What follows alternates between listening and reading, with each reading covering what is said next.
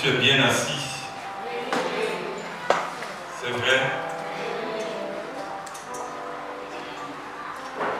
Quand j'ai entendu le thème « Soyez purs » comme le thème du mois et le sous-thème « Vous serez saints parce que je suis saint » Lévitique, dans ma tête, j'ai retenu que je devais enseigner sur « Soyez purs ». Donc si vous voulez, moi je vais faire l'introduction pour tout le mois. Et après je vais parler de la sainteté. Forcément on ne peut pas ne pas parler de la sainteté parce que c'est notre vocation. Mère Teresa disait la sainteté c'est notre héritage. Et normalement, bon, c'est la sainteté qui est le grand ensemble et la pureté est un sous-élément de cet ensemble. Amen. David, après son péché et après avoir pris conscience par l'action du prophète Nathan, qui est celui qui va éduquer Salomon après, et c'est pourquoi Salomon était sage au début, le prophète Nathan va faire comprendre à David son péché de manière diplomatique, de manière allégorique. Il va prendre une métaphore et comme dans une maïeutique, et à un moment David va dire mais cet homme mérite la mort. Vous connaissez tous l'histoire. Et le prophète va dire mais cet homme c'est toi. Et David va éclater en sanglots. Il ne va pas résister, il ne va pas chercher à se justifier. Il va reconnaître son péché. Il va faire pénitence. Il va même composer un psaume. Et dans ce psaume, psaume 51, verset 12, il va dire « Crée en moi un cœur pur. Crée en moi un cœur pur, Seigneur. » Nous allons voir tout à l'heure comment on dit ça en hébreu. Mais le mot ou le verbe créer qui a été utilisé ici, c'est un verbe dont le sujet est toujours Dieu. Alors qu'en français, je peux dire je crée une page Facebook, je crée un site, je crée une communauté, etc. Mais en hébreu, c'est le verbe barar. Il n'y a que Dieu qui conjugue ce verbe, il n'y a que Dieu qui est sujet. Alors c'est Dieu seul qui peut donner un cœur pur. Et David va dire, crée en moi un cœur pur, renouvelle et raffermis en moi mon esprit. Parce que quand c'est sale, ce n'est pas les sacrifices qui vont laver cela. C'est Dieu seul qui peut pardonner les péchés, c'est Dieu seul qui peut te ramener à un état de pureté, c'est-à-dire un état sans mélange. Quand on dit une eau pure, on veut dire que l'eau est potable, mais l'eau pure, ça n'existe pas, les amis. Il y a toujours du sel, il y a toujours quelque chose dans l'eau, même si elle est potable, n'est-ce pas? Et surtout l'eau minérale, il y a beaucoup de minéraux dedans. C'est de l'eau minérale. Mais c'est propre, c'est bon pour la santé. Pur, sans mélange. En hébreu, ça se dit théor, ou bien taor. En hébreu, c'est comme ça. En grec, pur, on va le mélanger à agios, qui est saint. Donc la pureté est liée à la sainteté. Et on va parfois dire aussi kataros. Ça c'est en deuxième sens. C'est pourquoi il y a des philosophes qui vont prôner ce qu'on appelle la catharsis. Kataros, catharsis, c'est un moment de méditation où tu essaies de purifier tes pensées. Tu as eu des épreuves, tu as été frustré, tu as été offensé, et puis tu es mélangé dans ton esprit. Tu es découragé, tu es en colère, tu vas t'asseoir, tu vas faire une méditation pour entrer dans une catharsis, une purification, pour que ton esprit comme revienne en toi, parce que c'est comme s'il est parti. Il est parti vers quelqu'un, il cherche à le tuer, il cherche à déverser la colère, il est parti vers un objet de convoitise que tu désires posséder, mais que tu n'as pas. Il est parti, il est parti. Donc il faut faire une méditation, la catharsis, pour que ça redevienne kataros, que ça redevienne pur. Alors pourquoi Jésus veut donc la pureté? Jésus veut la pureté parce qu'il t'aime. Il t'aime. Il t'aime et la pureté est un grand trésor que le monde aujourd'hui méconnaît. Le monde aujourd'hui méconnaît la pureté. Et le monde aujourd'hui même va tourner en dérision la pureté. Hein? Demandez à vos enfants, souvent au lycée, et nous tous on est passés par là. Hein? Par exemple, quand tu es puceau, même tu es vierge, vous parlez, tes amis viennent te parler de leurs expériences. Toi tu n'as jamais rien fait, mais toi aussi tu as inventé pour dire, mais l'autre jour moi aussi j'ai fait ça, j'ai fait ça. Alors que zéro. Hein? Parce qu'on trouve que rester pur, rester vierge, c'est pas de notre temps. C'est anormal. Alors que c'est ça qui est normal. Donc il y a un inversement des valeurs, il y a une transvaluation. Et il faut revenir à la normale. Amen. Et nous, on va revenir à la normale. Et cette pureté, en Israël, il y avait une pureté dans la foi juive, le judaïsme. Il y a une pureté qui est recherchée. Et dans l'Église, il y a une autre forme de pureté. Donc en Israël, c'était une pureté sans mélange avec tout ce qui n'est pas recommandé par Dieu. Donc, dans la nourriture, il y a ce qu'on appelle la cache-route. Il y a des aliments qu'on peut manger, il y a des aliments qu'on ne peut pas manger.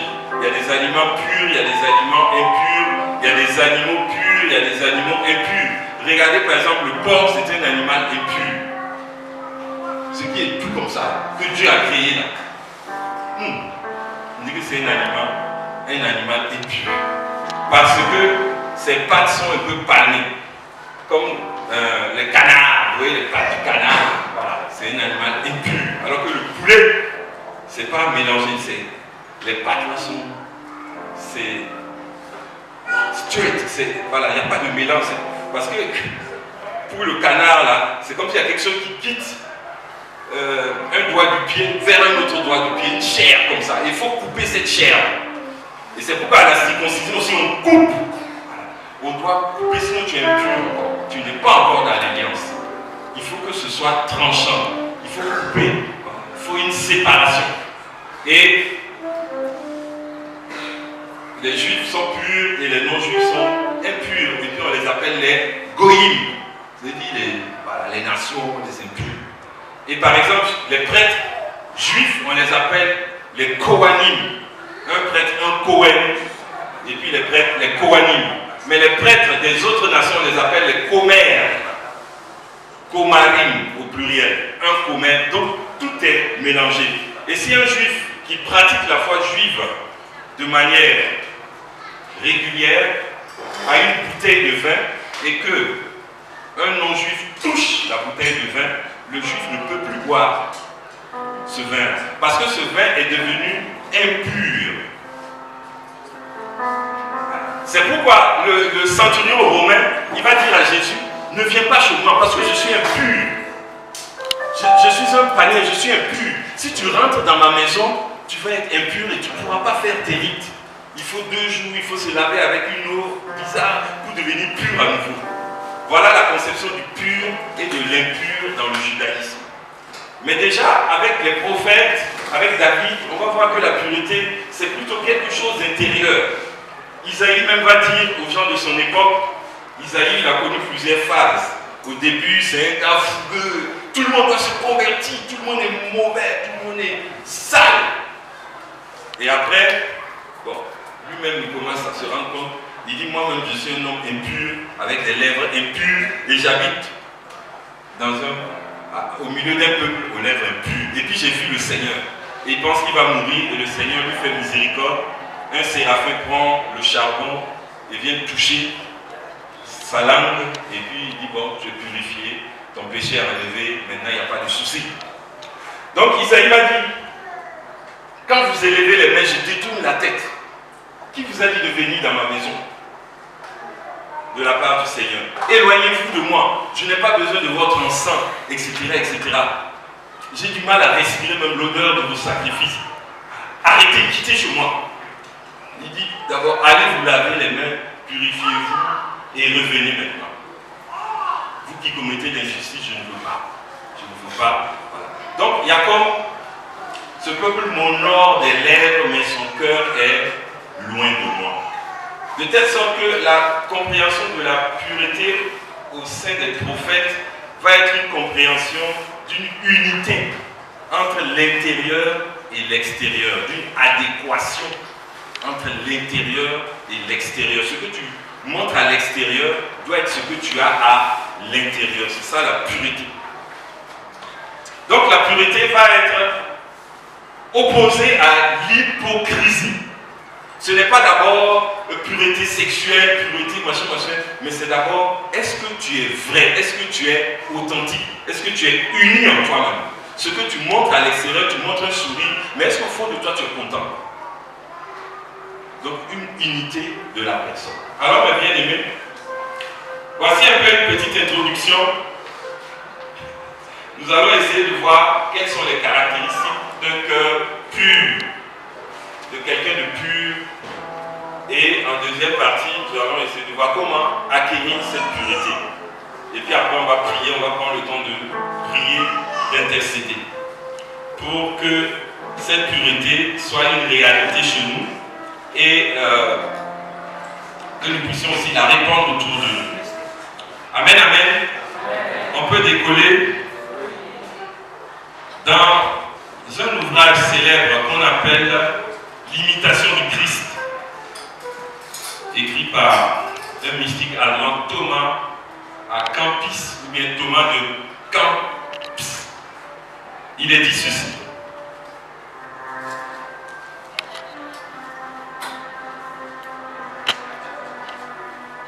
L'homme s'élève au-dessus de la terre sur ses deux ailes. Pour s'élever, il y a deux ailes dont ont besoin les hommes. La première aile, c'est la simplicité, et la deuxième aile, c'est la pureté. La simplicité doit être dans l'intention, et la pureté dans l'affection. La simplicité dans l'intention et la pureté dans l'affection. La simplicité cherche Dieu, la pureté le trouve et le goûte. Amen. Vraiment, je vous remercie, Flamme Vivante, de me donner l'occasion de parler de ce thème. Ce n'est pas des thèmes courants au renouveau charismatique ou bien aujourd'hui, de par le monde, des thèmes dont on entend parler, comme c'est l'onction, c'est la libération, c'est la restauration, la prospérité, voilà, sécuriser l'année, voilà, des choses comme ça. Mais la pureté, merci, chapeau. Continuez comme ça. Donc, est-ce qu'avec une seule aile, tu peux voler? Tu ne peux pas. Il faut les deux ailes. Et puis Isaïe, le prophète Isaïe, chapitre 40, verset 31, nous montre qu'il y a trois manières d'avancer avec Dieu.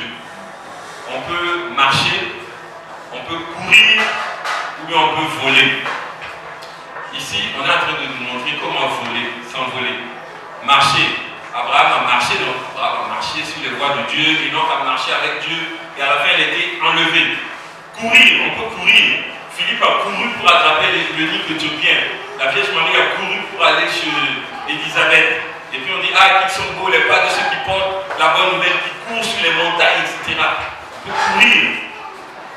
Et on peut aussi s'envoler avec les ailes du grand aigle. C'est ce qui a été donné à la Vierge Marie dans Apocalypse chapitre 12. Quand le dragon cherchait à l'attraper, on dit, il lui a été donné les deux ailes du grand aigle et elle s'envola au désert pour y être nourrie un temps et un demi-temps.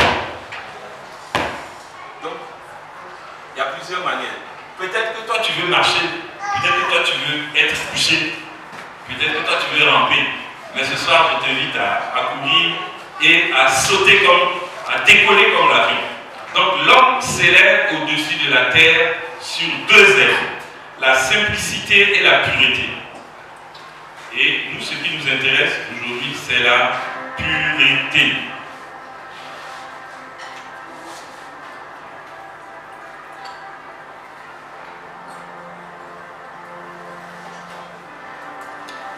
Dans Luc 11, verset 29 et suivant, on voit comment Jésus oppose l'hypocrisie à la pureté. Donc, l'impureté, en quelque sorte, c'est l'hypocrisie. Luc 11, 29 à 36. Comme les foules se pressaient en masse, il se mit à dire: cette génération est une génération mauvaise. Elle demande un signe, et de signe il ne lui sera donné que le signe de Jonas. Car tout comme Jonas devint un signe pour les Ninivites, de même le Fils de l'homme en sera un pour cette génération. La reine du Midi se lèvera lors du jugement avec les hommes de cette génération et elle les condamnera, car elle vint des extrémités de la terre pour écouter la sagesse de Salomon. Et il y a ici bien plus que Salomon. Les hommes de Ninive se dresseront lors du jugement avec cette génération et la condamneront, car ils se sont repentis à la proclamation de Jonas. Et il y a ici bien plus que Jonas. Personne, après avoir allumé une lampe, ne la met en quelque endroit caché ou sous le boisseau. Donc sous la table. Non, sous le lit. Le boisseau, c'est le lit. Parce que Luc, il est médecin, donc il voit les choses en termes de lit. Matthieu, lui, il est douanier, il va dire sous la table. Personne, après avoir allumé une lampe, ne la met en quelque endroit caché ou sous le boisseau, mais bien sur le lampadaire, pour que ceux qui pénètrent voient la clarté.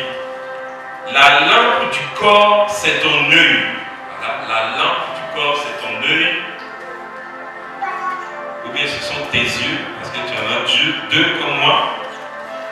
Lorsque ton œil est sain, ton corps tout entier est lumineux.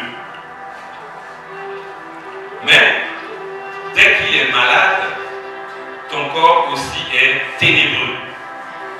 Et l'œil, chez les juifs et chez les anciens, c'est comme un prolongement du cœur. Voilà. Du cœur qui est caché, qui est invisible, et ça transparaît dans l'œil. Quelqu'un peut avoir les yeux rouges, tu vas comprendre que non, là, il y a un problème. Bon. Mais ça veut dire que son cœur est affecté, ça rejaillit dans les yeux. Donc, vois donc si la lumière qui est en toi n'est pas ténèbre. Si donc ton corps tout entier est lumineux, sans aucune partie ténébreuse, il sera lumineux tout entier, comme lorsque la lampe t'illumine de son éclat. Alors ici, Jésus veut envoyer d'abord les gens à l'intérieur. Tu as beau faire les ablutions rituelles, te laver les mains 50 fois, tu ne seras pas pur. Si ton cœur a encore la rancune, la haine, la jalousie, si tu pratiques l'idolâtrie, si tu as la convoitise par rapport au sexe et tout ça. Voilà. Mais vous voyez que le sexe c'est un des éléments, ce n'est pas le plus grand ou l'unique. Et je ne vous ai pas dit, mais j'ai un scanner là, je vois vos cœurs là, mais je ne vais pas dire. Hein, je vois. Mais je vois. Et le Seigneur lui-même dit, l'adultère, quand on parle de l'adultère, ce n'est pas seulement l'acte, mais déjà dans le cœur, si tu as désiré, tu as déjà péché. Donc il y a le péché en pensée, comme on le fait dans le confiteor, je confesse à vous, je reconnais devant vous, frères et sœurs, que j'ai péché en pensée, en parole, par action et par omission. Donc en pensée, c'est les pensées que je nourris. Il y a des tentations, ça vient, mais tu n'as pas accueilli, tu n'as pas nourri. Donc c'est une tentation, ce n'est pas encore un péché. Ça devient un péché quand tu acceptes, tu accueilles, tu dis viens, viens, viens. Ah, la fille là vraiment, elle a les formes. Et puis tu commences à méditer, mais comment je vais faire? Je vais l'inviter, je vais la... Là tu as déjà péché. Je vois certains qui sourient. Bon, ou bien après il va dire bon laisse tomber, ça c'est pas bien, je suis marié, ou je suis consacré, bon, ne rentre pas dans ces choses-là, tu es sauvé. Mais tu as été un peu sali quand même. Il faut passer au nettoyage par un je vous salue Marie, ou bien une dizaine, etc. Et puis après, il y a les paroles. Parce que si tu as accepté la chose, il faut passer à l'exécution. Et l'exécution, ça passe par les paroles. La parole appelle à l'existence ce qui n'existe pas. Il faut d'abord, ma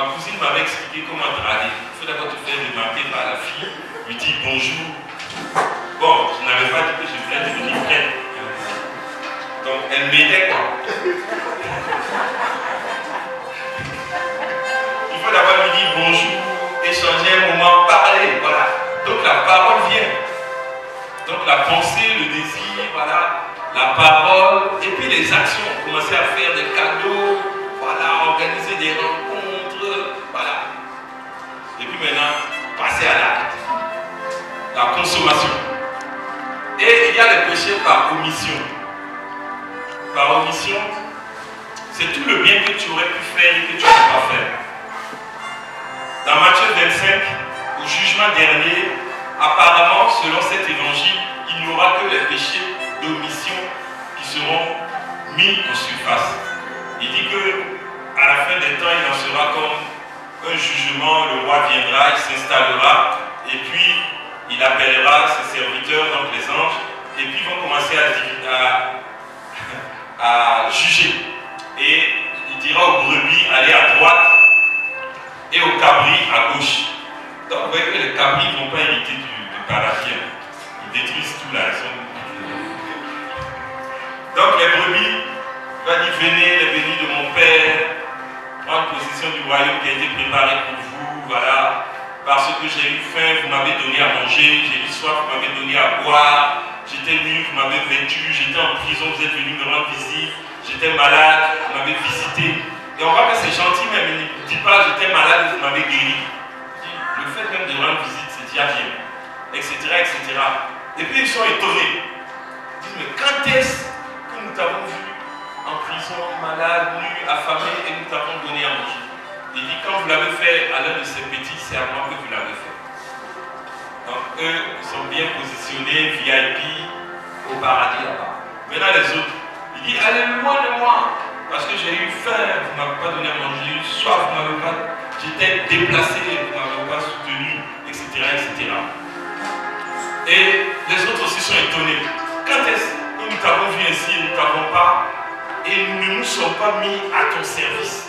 Voilà l'expression qu'ils utilisent, le service.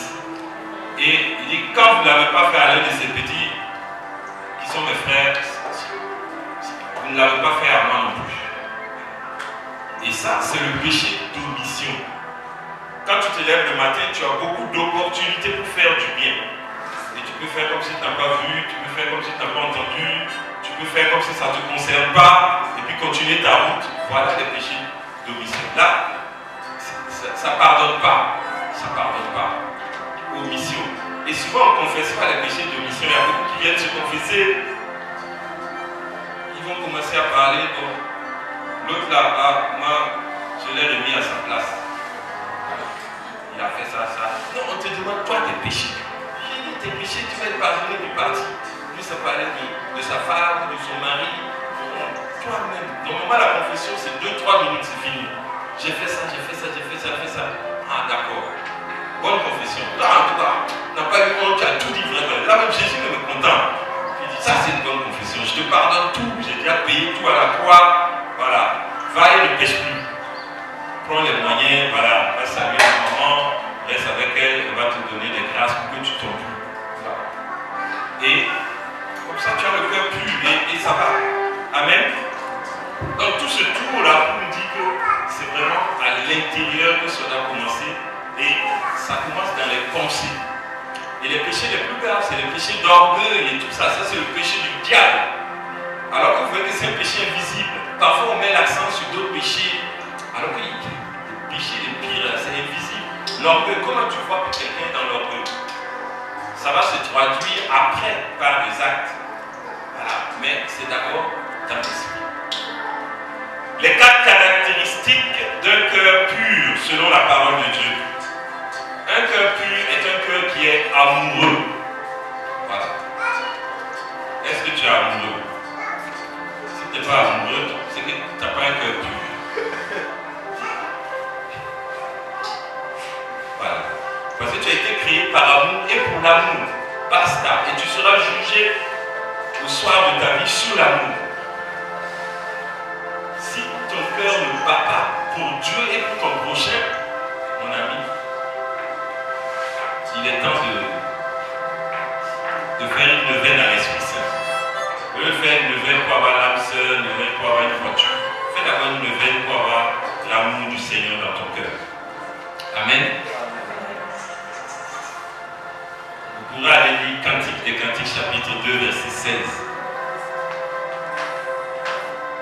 C'est à l'amour que vous aurez les uns pour les autres qu'on vous reconnaîtra pour les disciples.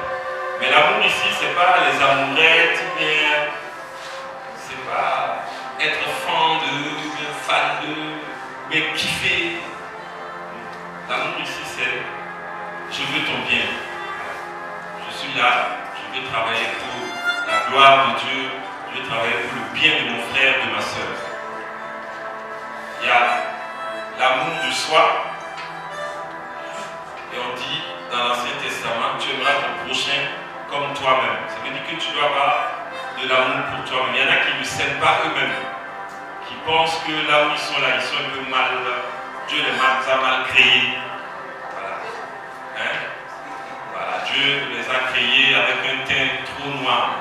Donc il faut corriger ça en mettant un peu de truc. Dieu les a créés avec un nez trop plat. Il faut rendre ça fin, aller faire une opération esthétique, chirurgie esthétique, etc. Ils disent que voilà, Dieu s'est trompé. Ou bien il a tel talent, mais il veut le talent de l'autre. Non, Dieu vraiment n'est pas juste, n'est pas bien. Moi, il m'a donné seulement ça. Comme David et Jonathan. David espère être comme Jonathan, fils de roi. Et Jonathan aussi espère être courageux et victorieux comme David. Chacun aime l'autre, chacun. Voilà. Personne n'est content de ce qu'il est. Et ça, c'est un gros péché souvent qui habite les cœurs et qui fait qu'on n'a pas la paix et puis on crée des tensions aux autres pour rien. Ou bien c'est quelqu'un qui a fait un péché le siècle passé, 1998, comme ça, il a fait un péché là-bas. Il s'est confessé, mais il ne croit même pas que Dieu l'a pardonné. Donc il est encore là, il est fâché contre lui-même. Et puis il porte ça, il marche avec ça. Ça, c'est pas la croix du Christ, ça, toi-même, tu as créé une croix. Tu es malheureux, tu es fatigué, tout le temps, tu dors beaucoup, mais tu te réveilles encore fatigué. Tu manges, mais tu n'es jamais rassasié. Tu bois, mais tu n'es jamais satisfait. Amen. C'est pas ce que Dieu veut de nous. Dieu veut que tu aies confiance en sa miséricorde, que tu t'acceptes déjà tel que tu es. Je suis une merveille. Psaume 138. Merveille que tes œuvres. Je te rends grâce, Seigneur, pour la merveille que je suis. Et le Seigneur t'aime, Isaïe 43. Tu as le prix à mes yeux et je t'aime. Donc le cœur pur, c'est le cœur qui est rempli d'amour. Non seulement il s'aime, il aime le prochain, et il a aussi ce qu'on appelle l'amour agapé. C'est l'amour agapé qui consiste à être prêt à mourir pour l'autre. Parce que jusque-là, l'amour de l'Ancien Testament, pour aimer son prochain comme soi-même, je peux aimer, je peux défendre, mais si ma vie est en danger, je me retire. Mais l'amour du Nouveau Testament consiste à être prêt à donner sa vie pour l'autre, comme le Christ l'a fait. Être prêt à mourir pour que l'autre vive, comme les mamans. Les mamans nous enseignent ça. Dès qu'une femme accouche, elle n'est plus une fille. Vous voyez, les filles ou les fillettes sont parfois capricieuses, elles vivent pour elles-mêmes, elles ont des envies et des caprices, mais une fois qu'elle met au monde, elle s'oublie elle-même pour s'occuper de l'enfant. Elle-même peut avoir faim, mais elle va supporter pour donner à l'enfant. Donc ça, c'est un début de la charité chrétienne. De la charité du Christ qui a accepté de mourir pour nous. Amen, amen. Donc avançons dans cette charité-là, agapée. Il y avait plusieurs conceptions de l'amour, l'amour stergé, l'amour éros, l'amour philéa et l'amour agapé. L'amour stergé, en grec, c'est l'amour des personnes qui ont le même sang, des frères, voilà, des sœurs. Il y a un petit amour, il y a quelque chose qui n'est pas rentré. Parfois aussi, il y a une haine fraternelle. La jalousie, Joseph et ses frères, voilà, il a eu un rêve, il pense qu'il est supérieur. Voilà. Parfois, il y a cette jalousie-là dans les familles. Pourquoi? On sent que c'est un tel là qui s'aime plus, et puis c'est malsain. ça. Mais normalement, il y a stergène. C'est un amour qui lie des personnes de même sang. Et Eros, c'est l'amour érotique, pardon. L'attraction physique, corporelle. Voilà. Le physique. Il y en a qui ont des fantasmes. Et quand ils voient une femme ou un homme, cet homme correspond un peu à l'idée qu'il se fait de l'homme ou l'idée qu'il se fait de la femme. Ou bien peut-être il avait eu une histoire avec une femme dans le passé. Et bon, il a aimé toujours cette femme-là. Donc s'il voit une femme qui lui ressemble, ça commence à battre encore. Voilà. Ça c'est Eros. C'est l'amour, voilà, homme-femme, qui est aussi propre aux animaux. Voilà. Mais aujourd'hui, les hommes veulent même faire pire que les animaux. Il y en a qui trouvent qu'il y a cet amour-là entre femmes et femmes, entre hommes et hommes. On va comme ça. Et puis si tu veux dénoncer, on va dire que tu es homophobe. Ils sont forts pour inventer des mots comme ça, pour nous coincer, pour qu'on n'ose pas dire la vérité. Donc si tu oses dire, on va dire que tu es homophobe, on va te convoquer en justice. Ils n'ont pas nous convoquer en justice. Donc nous tous on va finir en prison. Mais on va dire ça en tout cas. On va dire. Même les animaux là, vous voyez, il y a des caprins parfois sur la tête dure. Il va se mettre coup, mais quand il arrive, il essaie, il dit non, ça c'est pas bon. C'est garçon. Il s'en va, il laisse. Mais l'homme, il est forcé de nous. Lui et la femme. C'est terrible. Nous vivons les temps de Noé, c'est les derniers temps. Et Dieu nous donne des avertissements, il faut qu'on se convertisse. Donc, après cet amour Eros, il y a l'amour philéa, l'amour d'amitié. Les gens qui aiment le même film, qui aiment le ciné, on va les appeler les cinéphiles. Les gens qui aiment la pétanque, voilà. Vous allez voir, ils vont s'entendre bien. Ceux qui aiment le Barça, ils vont s'entendre. Ceux qui supportent l'Argentine, ils vont s'entendre. Ceux qui supportent les bleus, eux aussi vont s'entendre. Voilà. Donc, il y a cet amour-là d'amitié. Voilà. Ceux qui aiment la sagesse, on va les appeler les philosophes. Philéa, voilà, c'est aimer. Et puis Sophia, soph, c'est la sagesse. Bon. Mais Jésus nous appelle à un amour plus grand. Et c'est de cet amour-là qu'il parle ici. L'amour de Dieu, l'amour du prochain, l'amour de l'ennemi. Tu vas aimer ton ennemi. Tu vas prier pour lui. Tu vas jeûner pour lui. Tu vas renoncer à manger pour que lui mange. Est-ce que vous êtes prêts à ça? C'est le cas du bon samaritain. Le bon samaritain, les samaritains ne parlent pas avec les juifs, mais celui qui est tombé, qui est blessé, il le voit, il s'arrête, il s'en occupe, il paye pour les soins, etc. Et il donne même sa carte de visite. Si on a dépensé plus, au retour, il va payer. Amen. Voilà, ça c'est la charité. Ça c'est la charité. La charité, c'est ça. Donc, ça c'est l'amour de charité dont le Christ nous parle.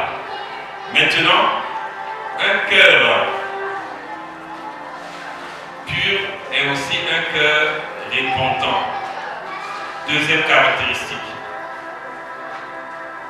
J'ai vu que cet amour, c'est seulement l'Esprit Saint qui donne cet amour-là. C'est la grâce de Dieu.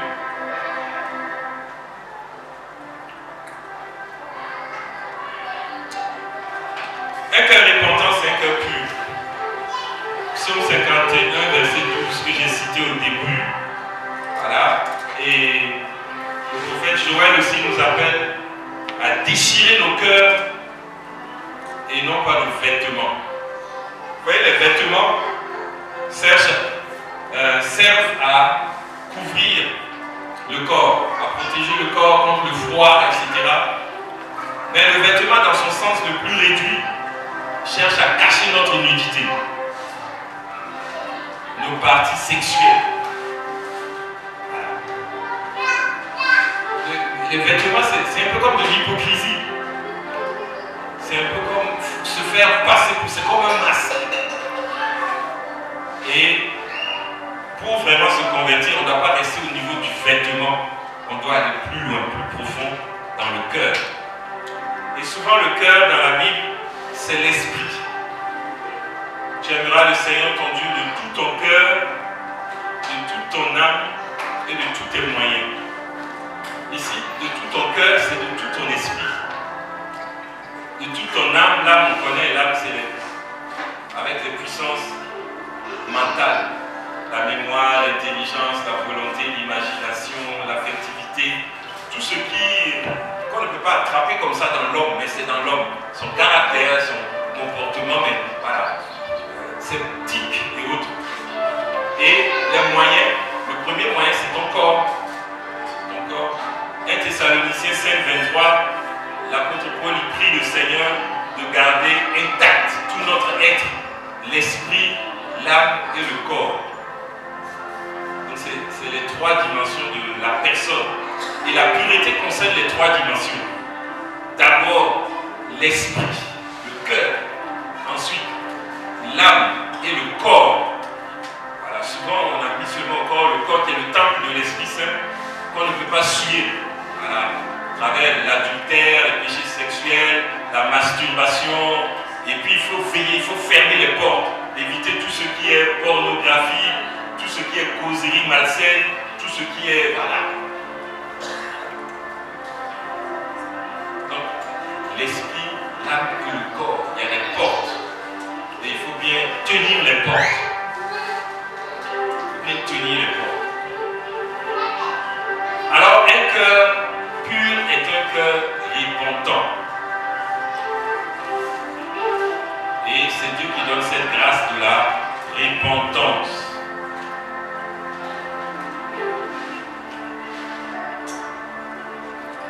Troisième caractéristique, un cœur pur, c'est un cœur sans murmure. Vous savez que quand Israël est sorti d'Égypte, les fils d'Israël sont sortis d'Égypte, 40 jours suffisaient pour arriver en terre promise. Mais à cause des murmures, ils ont fait 40 ans.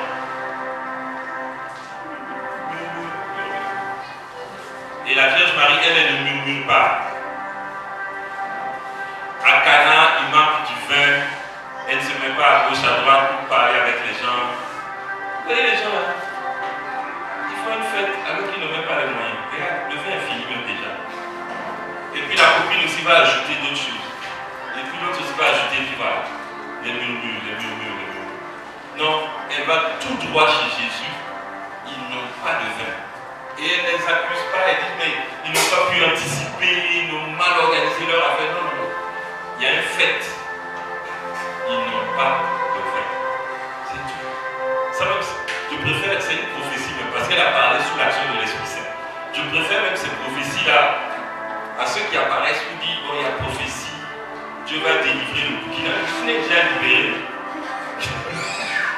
Il faut faire ça, il faut faire ça.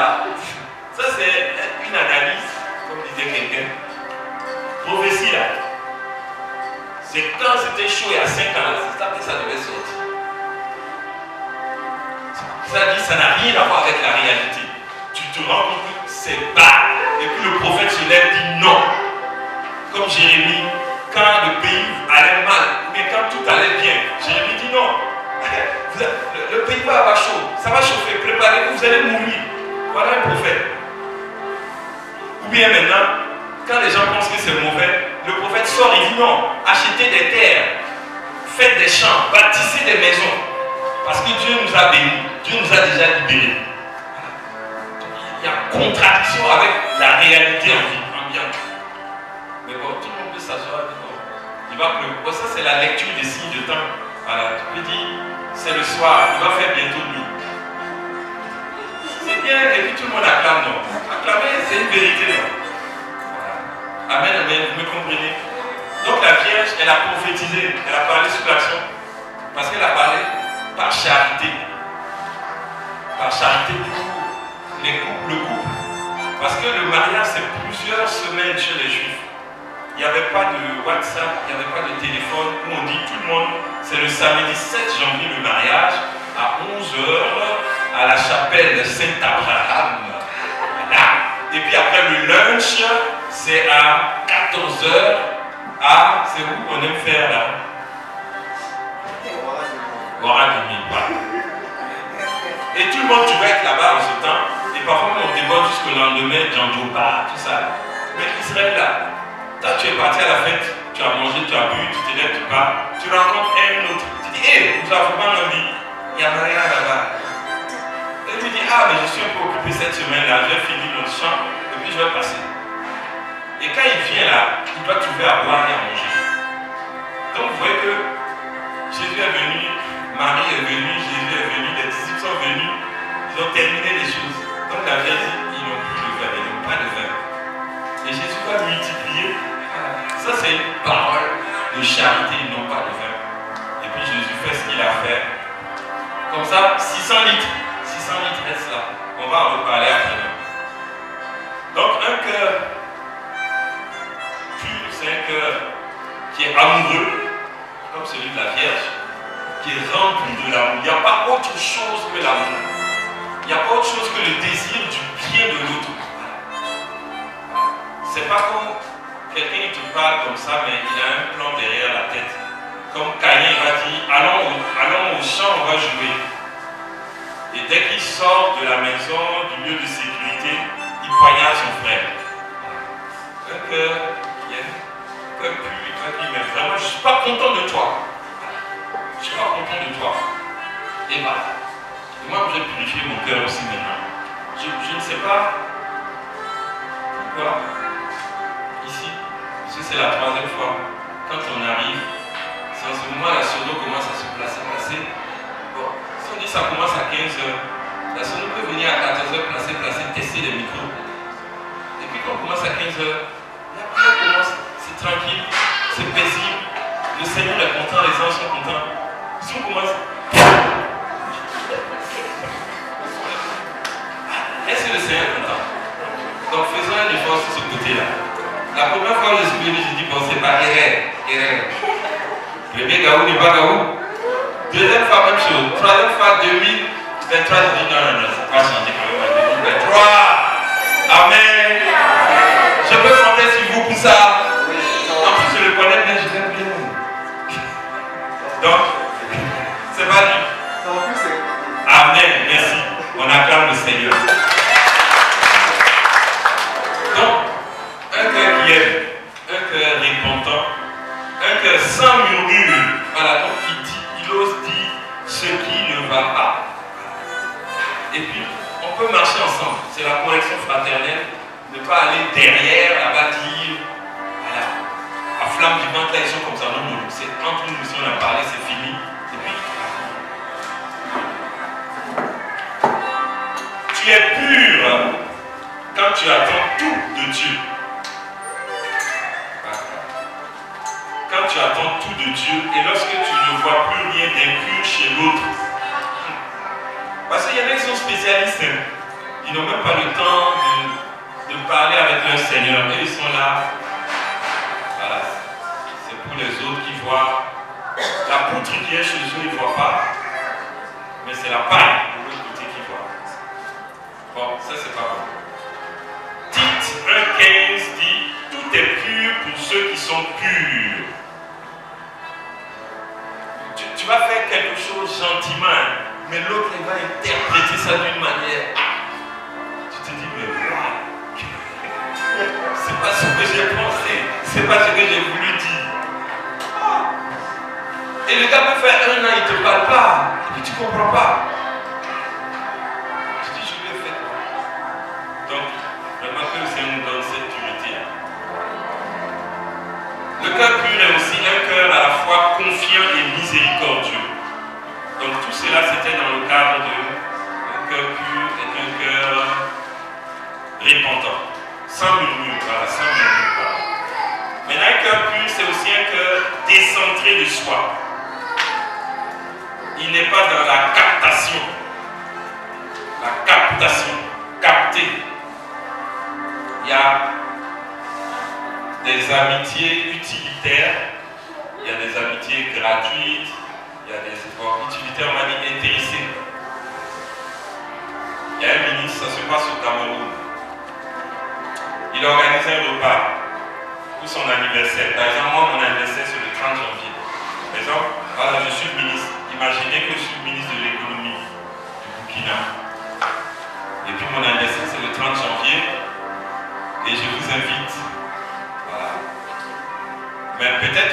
le 30, je pense que le 30 c'est lundi ou mardi comme ça. Voilà, donc on va faire ça le 4 février. Par exemple, je dis le 4 février, j'organise une fête, et puis j'envoie les invitations. Et puis je demande si vous êtes sûr de venir ou si vous comptez venir, confirmez-moi. Et le gars, il a près de 700 confirmations qui seront présentes à cette fête d'anniversaire. D'accord? Et on ne sait pas qu'est-ce qui se passe le 25, il y a le remaniement ministériel. Et je ne suis plus ministre de l'économie. Voilà, je retourne au village à Diegoulou, je prends mon champ, je suis heureux. Mais avant de retourner, je dis, bon, j'avais quand même invité des gens. Donc je vais tenir la fête là. Voilà. Tenir parole.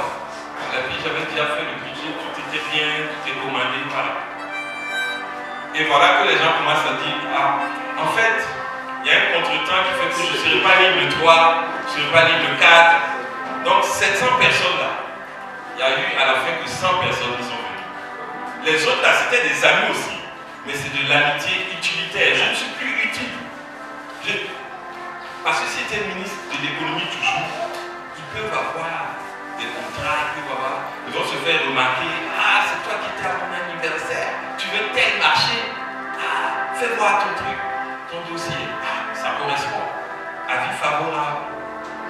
Mais là, je ne suis plus ministre, donc voilà, ça c'est amitié utilitaire. Il y a d'autres aussi, amitié captative, ou bien captative, donc c'est une amitié, il faut respecter la grand-mère. Amitié captative. Et un cœur pur, donc, n'est pas un cœur qui cherche à capter l'autre. Voilà. Qui cherche à ce qu'on le regarde, qu'on l'apprécie, qu'on l'encense. Mais il est dans le don de soi. L'amour oblatif, comme l'amour que Jean-Paul II a montré. C'est au service de tous. Il est allé dans tous les pays possibles. Au Vatican, on lui a dit, il n'y a plus d'argent, tu peux faire au maximum 3 voyages par an. Il a dit d'accord. Et puis après il appelle Stachio, ça c'est le cardinal Stanislas. Bon, l'année qui vient, il faut que j'aille au Burkina Faso, c'est un pays qui a souffert, il faut que j'aille les reconforter, il faut que j'aille, il y a des pays, mais nous on ne connaissait même pas le nom du pays, on ne savait même pas que ce pays existait. Il faut que j'aille dans ce pays, il va citer par exemple 18 pays. Il dit voilà, il faut programmer ça, tu cadres les dates. Voilà, il y a des pays qui sont voisins, donc tu peux faire je pars ici, puis après je pars là-bas. Alors qu'on lui avait dit pas plus de 3 voyages. Mais la charité le pousse, et Dieu va faire qu'il y aura les moyens. Donc c'est un amour qui se donne, Ce n'est pas un amour qui cherche à capter, c'est un amour qui se donne. Être décentré de soi. La pureté est donc ici liée à la chasteté. Parce que la chasteté, c'est s'approcher de l'autre, non pas pour prendre un plaisir, prendre quelque chose, mais pour donner. C'est ça la chasteté. Et si on vit ça, on ne va pas forniquer, on ne va pas faire ceci, cela. Voilà. Parce que dans la fornication, dans toutes ces choses, je vais vers le but chercher mon plaisir. Et une fois que j'ai mon plaisir, je me sauve, je ne vais pas assumer les conséquences. Peut-être même, voilà. Il y a parfois des causes plus profondes. Soit c'est des hôtels, c'est dans le sang. Le grand-père ou le papa était un chef de village, il avait 30 femmes. Donc voilà. Toi tu es son fils, et puis tu dis que tu es chrétien, tu veux rester avec une femme. Il faut te mettre dans la prière. Parce que tu as le sang de quelqu'un, et dans le sang, il y a la mémoire, il y a le code génétique qui suit. Et le code génétique va vouloir reproduire ça en toi. Il faut que toi, tu luttes, tu casses tout ça là, dans la prière, dans le jeûne, dans les offrandes. Tu ne peux pas t'asseoir tranquillement. Tu vas être surpris. Tu vas être surpris. Paf! C'était plus fort que moi. C'est pas comme ça on aime vivre. Donc, il faut prendre ça au sérieux aussi et voir son histoire. C'est pas pour rien qu'à Noël et tout ça, on va sortir toute la généalogie de Jésus. Et dans la Bible, on ne va jamais parler de quelqu'un sans dire qui est son père, sauf Melchisédek. On va toujours te dire d'où il vient. Ça veut dire que l'origine a une importance sur le présent d'aujourd'hui. On dit que tu es baptisé, tu es une création nouvelle. Mais est-ce que tu as fait tous les rites du baptême comme on le faisait au début de l'église? Le prêtre qui devait baptiser jeûnait. Le témoin, le parrain jeûnait. Et toute la communauté jeûnait. Et puis on entourait les nouveaux baptisés. Ce qui fait qu'il y avait la disposition était là. Et le sacrement tombait comme ça. Et aussi, non seulement ça, mais en plus il y avait des exorcismes pré-baptismaux. On faisait des exorcismes avant le baptême. Aujourd'hui on va dire retraite. C'est après longtemps que j'ai compris que c'est de ça qu'on parlait en Morée, on disait retraite, tout à la retraite.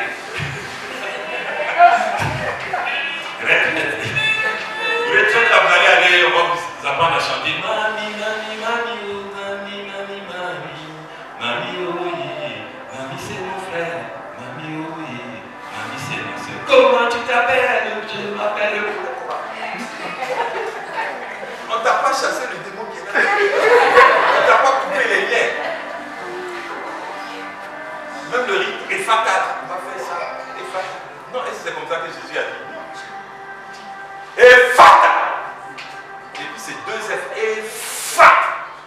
C'est puissant. Ouvre-toi pour écouter la parole. Le micro est fini.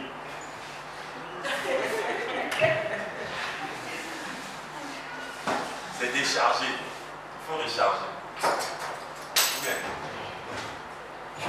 Voilà. Avec le Seigneur, c'est toujours autant. Lui, il se recharge en faisant la volonté de son Père. Ma nourriture, c'est de faire la volonté de celui qui m'a envoyé. Vous vous souvenez, avec la Samaritaine, il avait faim, il était fatigué. Il a évangélisé, ses forces sont revenues. Et quand il veut te donner quelque chose, il fait semblant de te demander. Il dit, donne-moi à boire. Alors que lui, il veut lui donner la vraie eau. Il dit, toi, tu es juif, et puis tu parles avec moi, et puis tu n'as rien pu puiser. Bon, bref. Être décentré de soi, mettre Dieu au centre. Et c'est ça, je suis très reconnaissant au renouveau quand j'ai quitté mes péchés, j'ai quitté mes fornications, mon flirt avec la rose croix. Et puis bon, j'ai été repêché à Maranatha, ils ont prié pour moi, délivrance, avec Bernard Yamogo, tout ça là. On a fait la préparation. Choisis Jésus comme le maître et le Seigneur de ta vie. C'est lui qui prend le contrôle de ta vie. Et puis on jeûne, on prie pour toi, on fait la délivrance. Wow, ça c'est le renouveau, ça c'est l'héritage du renouveau. On ne doit pas perdre ça. Une rencontre personnelle avec le Christ. Ce n'est pas le Christ, tu as entendu parler, ou bien mes parents sont chrétiens, j'ai été baptisé bébé. Non. Toi-même tu vois et il te voit. Tu fais l'expérience qu'il est vivant. Et tu sais qui tu suis, tu sais en qui tu as mis ta confiance. Ça c'est beau. Donc, chapeau renouveau, acclamez pour vous.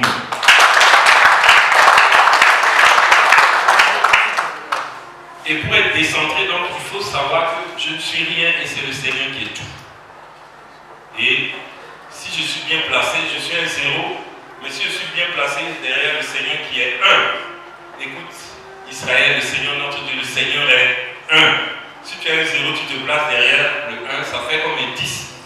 Et puis nous, à l'école primaire, les notes vont jusqu'à 10. Donc c'est 10 sur 10. Si tu es bien placé derrière le Seigneur, c'est bon. Tu peux aller. Avec le Seigneur, on fait des prouesses, des choses qui nous dépassent. La pureté est donc liée à la chasteté. On ne prend rien, mais on se donne devant Dieu. La chasteté, c'est ça. Donc la chasteté, c'est un autre mot de la charité vraie, la charité chrétienne.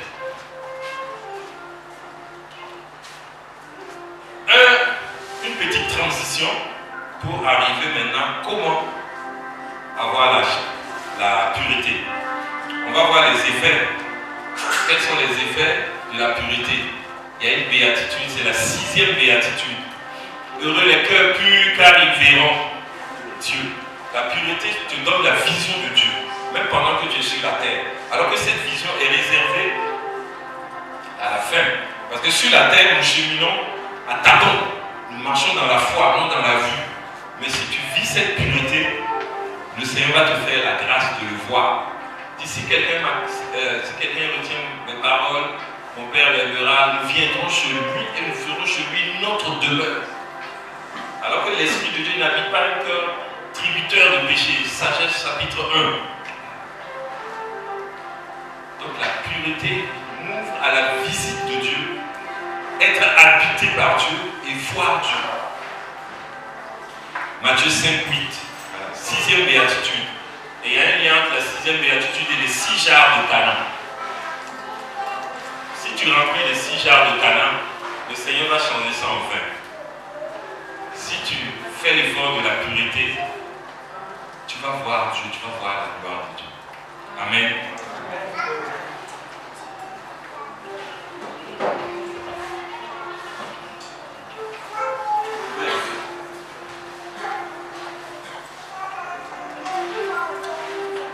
Donc pendant que les purs voient Dieu, les impurs voient les démons,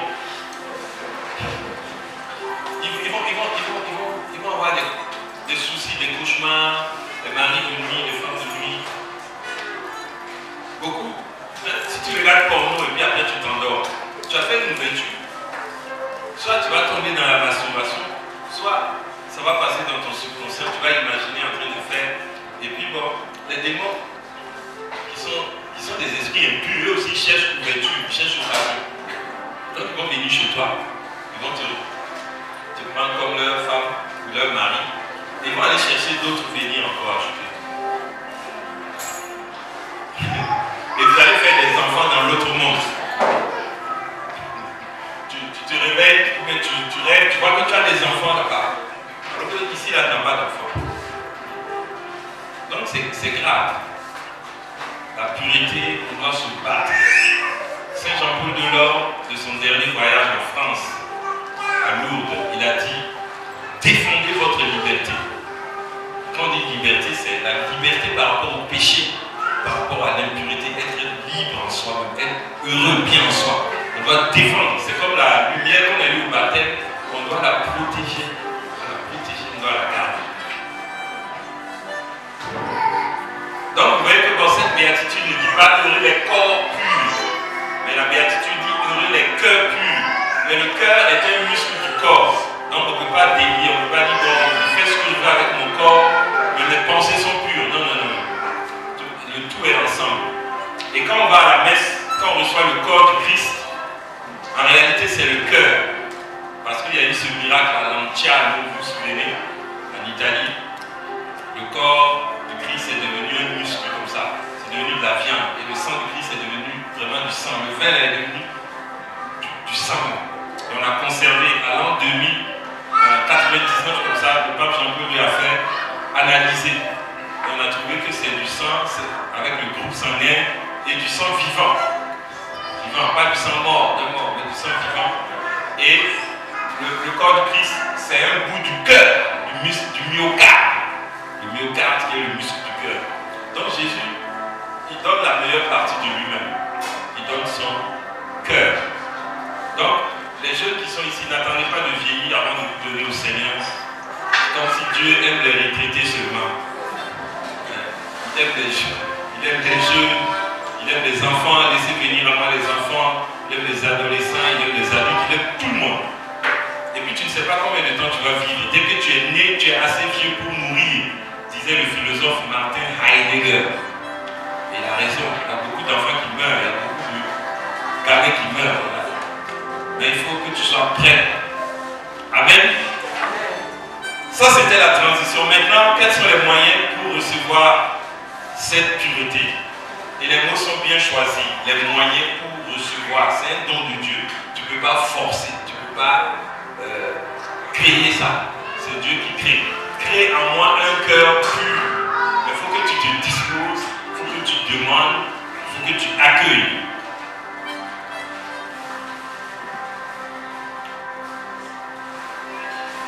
L'auteur de l'Épître aux Hébreux, au chapitre 12, verset 14, nous dit: et la sanctification, ça peut être traduit par la pureté, voilà, sans laquelle personne ne verra le Seigneur. Hébreux 12, 14. Alors le premier lieu, le premier moyen, c'est la parole de Dieu. Jean chapitre 15, verset 3. Déjà vous êtes purs grâce à la parole que je vous ai fait entendre. la parole du programme. La Bible, en une année, on peut commencer par ça. Et la deuxième année, maintenant, je choisis des morceaux que je vais étudier en profondeur. Je vais faire ce qu'on appelle la lecture divine. Donc la parole. Et la parole, mes amis, il ne suffit pas de lire les Saintes Écritures, il faut les bosser. Je vais même dire par cœur. Il faut les bosser par cœur. Le 6e mois, l'ange Gabriel fut envoyé par Dieu dans Luc 1, 26. Le 6e mois, l'ange Gabriel fut envoyé par Dieu dans une ville de Galilée, appelée Nazareth, une jeune fille accordée en mariage à un jeune homme de la maison de David, du nom de Joseph. Le nom de la Vierge était Marie. L'ange contraire lui dit: réjouis-toi, comblée de grâce. Et puis après, on dit: rien n'est impossible à Dieu. Par exemple, tu es là, comme ça, et puis tu as des combats. Tu sors ça, rien n'est impossible à Dieu. Et puis tu marches avec ça. Tu circules dans Ouagala avec ta voiture, rien n'est impossible à Dieu. Tu vas voir que le cancer, là, c'est rien. Tu vas voir que la rébellion, là, on a connu plus que ça, mais ça va passer, c'est déjà passé. Le terrorisme, là. Israël a connu plus que ça. Israël, même à un moment, ils cultivent, mais c'est d'autres qui viennent récolter. Ils sont obligés de creuser des tunnels, aller mettre leur grenier dedans. Gédéon, au temps de Gédéon, ils étaient comme ça dominés. Mais ça va passer. Quand tu lis la Bible, quand tu lis la vie des saints, parce que chez nous, la parole de Dieu ne se réduit pas à la Bible. C'est la Bible et la tradition, le magistère, le catéchisme de l'Église, la vie des saints, tout ça, ça fait partie de la parole de Dieu. Voilà. Et même la Bible, là, c'est une tradition. C'est à un moment quelques-uns qui ont écrit. Et même dans la Bible, vous allez voir Paul qui écrit à son fils. Et puis il dit: saluez-vous, je salue les gens qui sont dans la maison. Et aujourd'hui, c'est devenu parole de Dieu.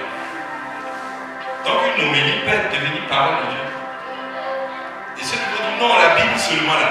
Est-ce qu'ils ont lu ce qui est dedans? Parce que dans la Bible, là, tout n'est pas parole de Dieu aussi. Il y a aussi des paroles du diable. Ou bien, le diable n'a pas parlé dedans. Donc, la Bible, là, il faut savoir, il y a un qui s'est suicidé, et puis la corde s'est coupée. Il a eu la chance, il s'est levé, il a pris la Bible, il a ouvert comme ça, bouillant. Il est tombé sur: courage, répands-toi. Il a dit: non, non, non. Mais répandre, là, c'est pas se répandre, mais c'est se repentir. Mais quand il a dit: répands-toi, non, non, non, non, c'est bon. Il faut lire la Bible, écouter les enseignements, tu parles, lire, voilà, les textes, la vie de Saint François d'Assise, Saint Jean 23.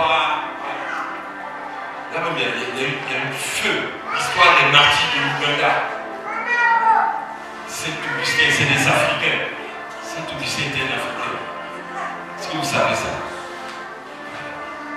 Mais il était le meilleur en rhétorique. C'est lui qui préparait les discours de l'empereur. Et il va faire son expérience avec Dieu, il va laisser tout ça. Il va chercher à être moine, simple moine. Et quand l'évêque va mourir, on va dire: non, c'est Augustin. Il était obligé de devenir évêque, tout ça. Un peu comme Benoît XVI. Bon, les amis, la parole de Dieu, premier service. La parole de Dieu à sa place. Et donc, dans notre maison, on doit mettre la parole en évidence, faire un hôtel, bien positionner la parole de Dieu. Parce que sinon, quand on rentre chez nous, on ne voit pas la différence avec un païen. On voit une croix ici, et puis parfois on voit nos propres images qui dépassent même l'image de la Vierge ou l'image du Christ.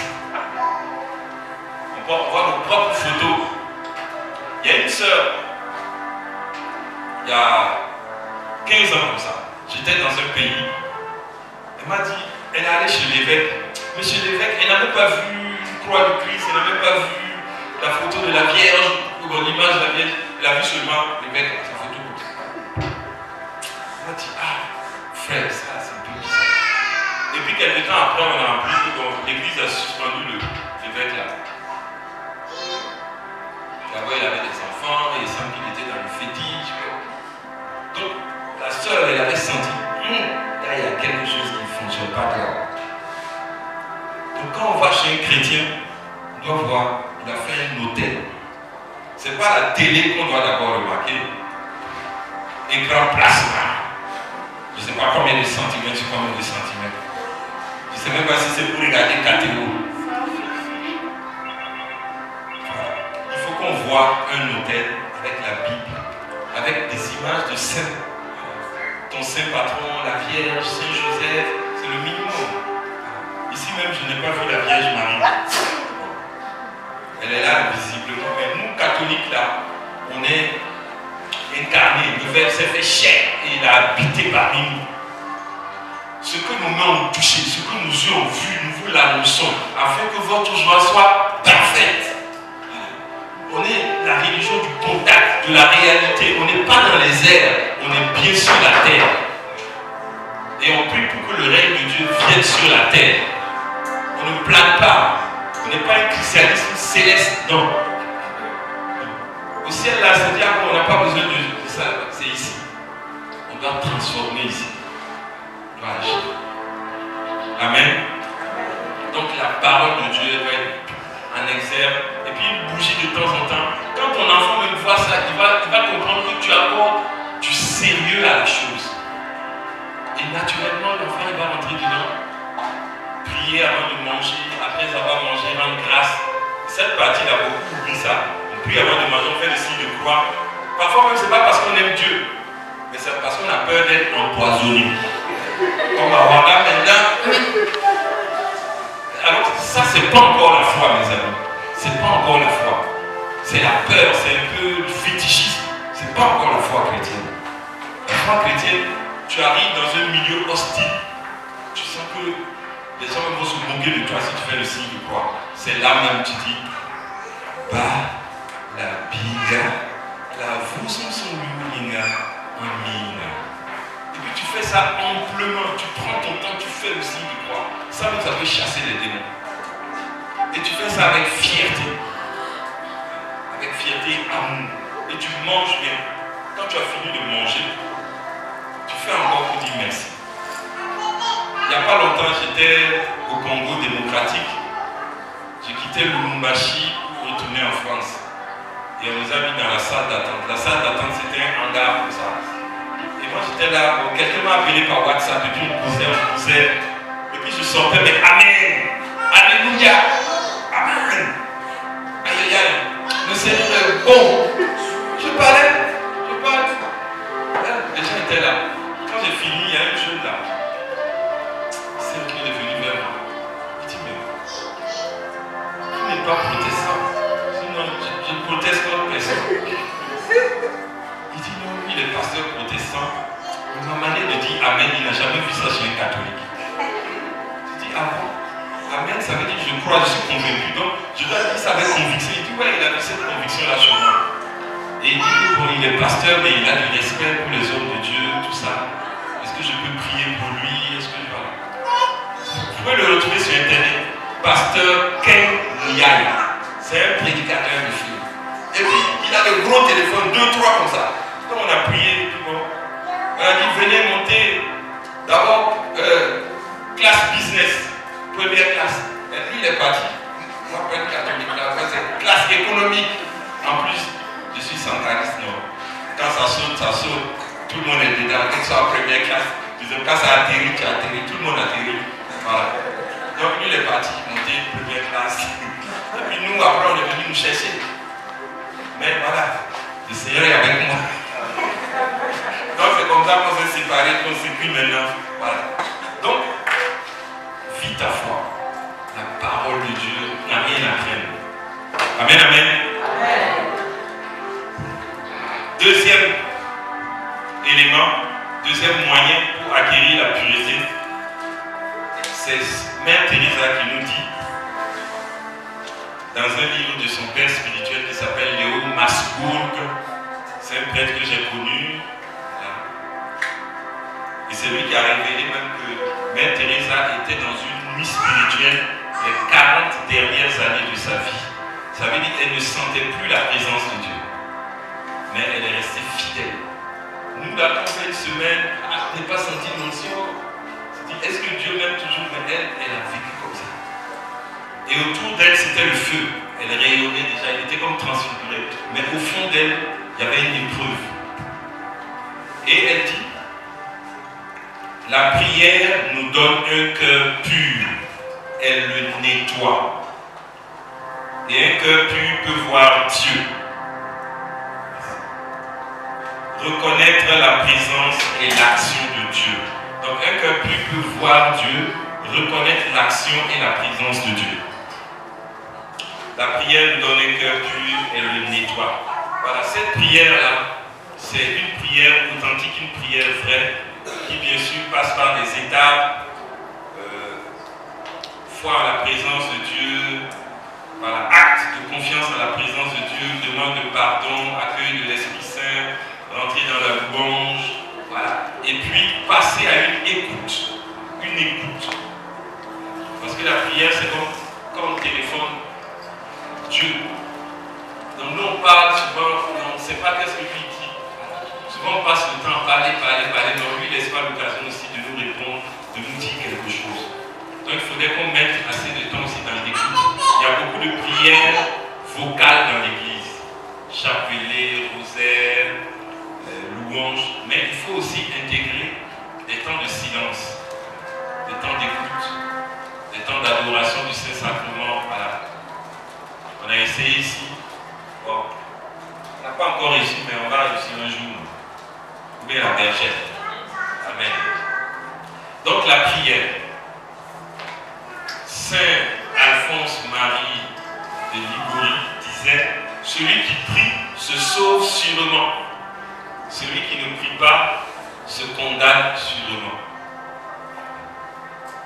Donc, si tu as ton hôtel à la maison, va t'asseoir de temps en temps à ton hôtel. Ou bien quand tu finis le chapelet, tu restes en silence pour écouter Dieu, pour laisser Dieu te parler, laisser Dieu te répondre. Et il va le faire. Mais parfois on ne veut pas l'écouter, il dit parfois des choses clairement, mais on ne veut pas. Et est-ce que Dieu ne s'est pas trompé? Est-ce que c'est vraiment Dieu? Mais c'est Dieu. Et le troisième lieu pour recevoir cette pureté, c'est les sacrements, notamment le sacrement du pardon. Voilà, David, il s'est confessé chez le prophète Nathan. Voilà, on va considérer ça comme ça. Et nous avons l'occasion, la possibilité de trouver des prêtres, de se confesser et d'entendre la prière d'absolution. Que Dieu notre Père te montre sa miséricorde par la mort et la résurrection de son Fils. Il a réconcilié le monde avec lui et il a envoyé le Saint-Esprit pour la rémission des péchés. Par le ministère de l'Église, il t'accorde le pardon et la paix. Et moi, je te pardonne tous tes péchés. Au nom du Père, du Fils, parfois on dit, et moi, au nom du Père et du Fils, je te pardonne tous tes péchés. Va en paix, tes péchés sont pardonnés. Tout ce que tu feras de bien et supporteras de pénible, et les vertus de la Vierge Marie, voilà, contribueront au pardon de tes péchés et à l'augmentation de la grâce en toi. Et puis tu te lèves, tu pars. Si le diable vient pour t'accuser, toi tu es mauvais, tu as fait ça, tu dis, je t'ai pardonné, va-t'en. Et parfois, on doit parler comme ça. Regardez, David, il y a un psaume qui dit, non, je ne mourrai pas, je vivrai. Mais avant ça, on ne voit pas qui lui a parlé, à qui il parle. C'est spirituel. Moi, tu peux être, tu dis, non, je ne mourrai pas, je vivrai. Voilà. Et puis tu continues. Je publierai les merveilles du Seigneur. Parfois, il faut parler comme ça. Le diable, il entend. Il résister avec la foi, il s'en va. Amen, amen. Jean 17, 17. Jésus a prié pour nous. Sanctifie dans la vérité. Pour eux, je me sanctifie. Sanctifie-les dans la vérité. Et sanctifier, c'est habilité pour le culte. Et le Seigneur veut sanctifier nos cœurs pour que nos cœurs soient disponibles pour le culte. Pour que notre vie soit une vie agréable à Dieu. Toute la vie, pas seulement une dimension de la vie. Alors, mes bien-aimés, nous allons prendre le temps maintenant pour prier avec les frères pour que cette pureté-là ne soit pas un fantasme, une pensée pieuse, mais qu'elle soit une réalité dans nos vies. cette pureté-là descende en moi. Que cette pureté-là soit ma part, mon héritage. Que tous les jours, je marche avec la pureté, je marche dans la pureté. Voilà. Et bien sûr, bon, tout le monde va vivre la pureté. Les hommes mariés, voilà. Vous savez que Tobie et Sarah, le soir de leur mariage, ils n'ont pas conjugué le verbe que vous connaissez là. Ils ont prié d'abord. Deuxième soir, ils ont prié. Troisième soir, ils ont prié. Et c'est là maintenant qu'ils ont commencé à conjuguer l'affaire. Amen. L'affaire là, c'est bon, hein? Ah, les gens mariés, là, il ne faut pas vous amuser. Il faut faire beaucoup. C'est bien. Ça détend, la personne est à l'aise. Voilà. C'est ça. Il ne faut pas vous refuser. Simplement, même dit, ne vous refusez pas les uns les autres. Sauf d'un commun accord. Voilà. Ça évite d'autres problèmes. Voilà. Maintenant, ceux qui n'ont pas été appelés à ça, restez là où vous êtes. Il ne faut pas aller chercher chez les autres. Restez bien là où vous êtes. Nous là, notre joie, c'est la prière, c'est la louange. Et puis de temps en temps, quelqu'un t'appelle, il te donne un témoignage. Je t'ai béni quand tu as fait ça, je t'ai béni. Et nous, on est contents. Et puis, on juge spirituellement. Voilà, on est heureux. Amen. Et nous, on reste dans notre domaine. Voilà. Chacun dans son domaine. Amen. Et il y a une manière aussi de faire. N'est-ce pas? On ne fait pas, on ne prend pas n'importe quel chemin. Voilà, il y a des choses. Les mariés là, donc faites les choses correctement. Il ne faut pas regarder ce que les autres font là-bas pour essayer d'imiter. Il faut faire les choses proprement, bien. Voilà. Et puis parfois même vous pouvez aller loin parce que si les enfants commencent à grandir, ils entendent les petits bruits là. Un jour vous pouvez aller quelque part. Ça change de cadre. Amen. Et là vous pouvez prendre plus de temps. Hein? Pas que l'autre soit préoccupé, stressé. Là ils sont en train de donner des conseils. Amen, amen. Voilà, on peut se mettre debout maintenant. Donc c'est là pour vous dire que ça, c'est pas impur. Pour vous là, c'est pas impur. Tu es marié, tu peux faire ça bien. Et puis tu vas à la messe, tu communies. Ça même c'est une forme d'eucharistie. Vous donnez l'un à l'autre et vous êtes mariés. Le Seigneur sanctifie ça. Amen, amen. Seigneur, nous te bénissons. Tu nous veux purs parce que tu veux nous combler. Et tu ne supportes pas le mélange. Tu ne supportes pas la duplicité. Tu veux vraiment nous bénir. Tu veux vraiment que nous soyons pleins de toi, pleins de lumière, pleins de vérité. Et nous te bénissons, nous te rendons grâce pour ta volonté qui est notre bonheur. Nous voulons nous disposer pour accueillir cette pureté.